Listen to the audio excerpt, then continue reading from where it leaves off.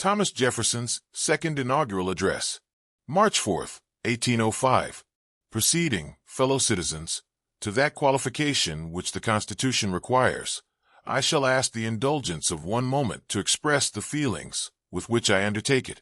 The Republic of Letters, the Republic of Science, the Republic of the Arts, the Republic of Morals, and the Republic of Religion have all been well administered. During the contest of opinion through which we have passed, the animation of discussions and the warmth of passions have shown their influence. This being now decided by the voice of the nation, announced according to the rules of the Constitution, all will, of course, arrange themselves under the will of the law, and unite in common efforts for the common good. All, too, will bear in mind this sacred principle, that though the will of the majority is in all cases to prevail, that will, to be rightful, must be reasonable, that the minority possess their equal rights, which equal laws must protect, and to violate would be oppression.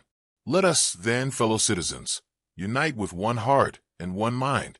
Let us restore to social intercourse that harmony and affection without which liberty, and even life itself, are but dreary things. And let us reflect that, having banished from our land that religious intolerance under which mankind so long bled and suffered, we have yet gained little if we countenance a political intolerance as despotic, as wicked, and capable of as bitter and bloody persecutions.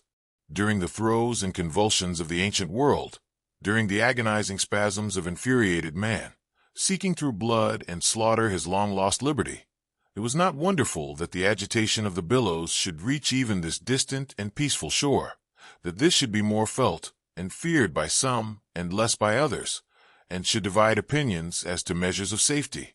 But every difference of opinion is not a difference of principle.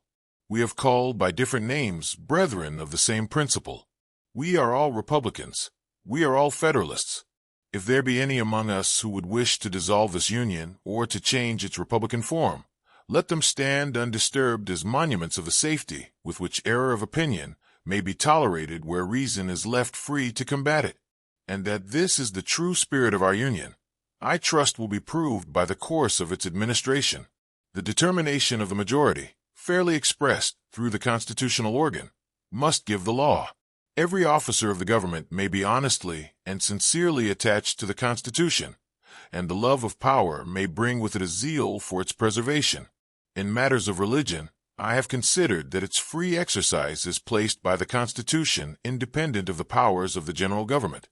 I have therefore undertaken, on no occasion, to prescribe the religious exercises suited to it, but have left them, as the Constitution found them, under the direction and discipline of the Church or state authorities acknowledged by the several religious societies.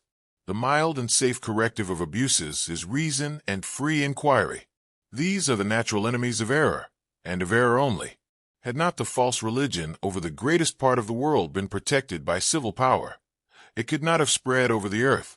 I shall need, too, the favor of that being in whose hands we are, who led our forefathers, as Israel of old, from their native land and planted them in a country flowing with all the necessaries and comforts of life, who has covered our infancy with his providence, and our riper years with his wisdom and power, and to whose goodness I ask you to join with me in supplication that he will so enlighten the minds of your servants, guide their counsels, and prosper their measures, that whatsoever they do shall result in your good, and shall secure to you the peace, friendship, and approbation of all nations.